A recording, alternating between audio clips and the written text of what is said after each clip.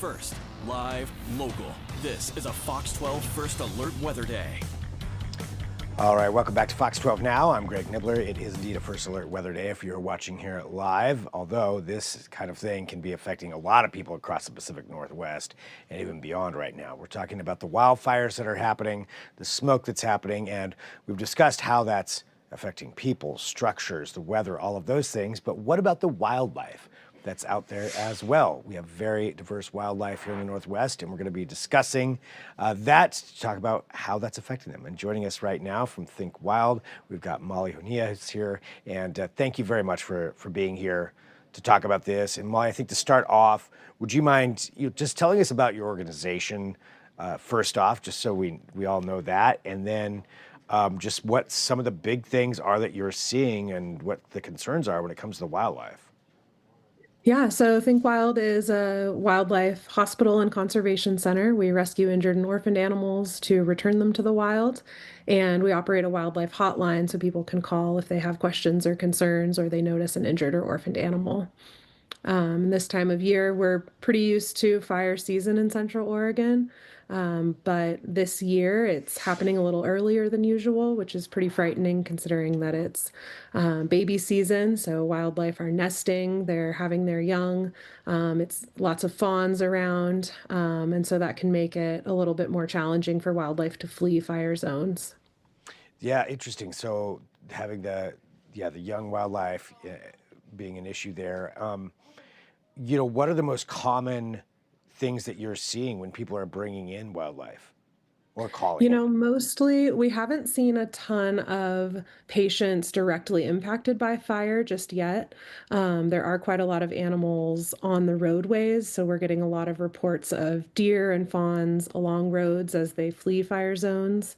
And then probably most significantly, we're noticing that when people have found injured and orphaned animals, they're unwilling or unable to transport them to us because they're sticking close to home so that in case they're evacuated, that they're close to their houses and their own pets and animals. So we've had quite a few rescue and transport volunteers we've dispatched so that we can get patients into our care that need attention. When it comes to those, with wildlife and with the wildlife and just how they're being impacted and how you're seeing them on the roadways, how that kind of thing is happening. What are some of the most common encounters that people are having with wildlife right now, and what should they do if they do encounter wildlife that's obviously either in trouble or fleeing wildfire? It's mostly important to give wildlife space. If people are seeing animals, whether it's during fire season or anytime, if they're worried about injuries, best to observe and monitor from a distance and contact a wildlife rehabilitator. So in Central Oregon, that would be Think Wild. The rest of the state has lots of good resources as well. So calling an expert, watching from a distance. It is okay to provide water for wildlife out in your yard somewhere, but we don't recommend that you feed wildlife. That can bring them closer to human spaces and roadways and put them in greater danger. Okay, so some things that people could do are like leave some water out, maybe in some Yeah, a buckets. shallow water dish is great, especially if you are changing that water and making sure it's clean and safe for consumption daily. If you have ponds or canal areas or water features, it's a good idea to make sure that animals can escape from them if they are using those as a water source. So putting in a stick or a little ladder or something like that can help animals get out if they end up in those water features. Providing good habitat in your yard is also helpful. So growing native plants so that there's food sources available for wildlife is a great idea. Is there concern about long-term effects of these wildfires that are happening right now and what happens with some of this wildlife after the fires are done? Definitely. Yeah, this is it's a huge area of the state that's burning, and so that's a huge amount of wildlife habitat. Ultimately, there could be population decreases. Some of our more threatened species might see really challenging population effects. And so we're hopeful that, as people start to re-enter burn zones when areas reopen, that if they do find injured or orphaned animals, that they reach out to wildlife rehabbers so that we can step in and help with that. If you encounter an injured or abandoned wildlife, if you encounter injured or abandoned wildlife, whether that be, something that's really young or older, whatever it is, what is the first thing that you should do in that situation? It's best to take some photos, send those to a wildlife rehabber or a hotline if there's one available. Watch from a distance to be sure that the animal is in fact in need of some sort of care. It's sometimes it happens that people rescue baby wildlife thinking they're helping, and in fact they're baby napping that animal that doesn't really need any intervention. But yeah, if you find animals and you suspect that they need care, watch from a distance, call a rehabber.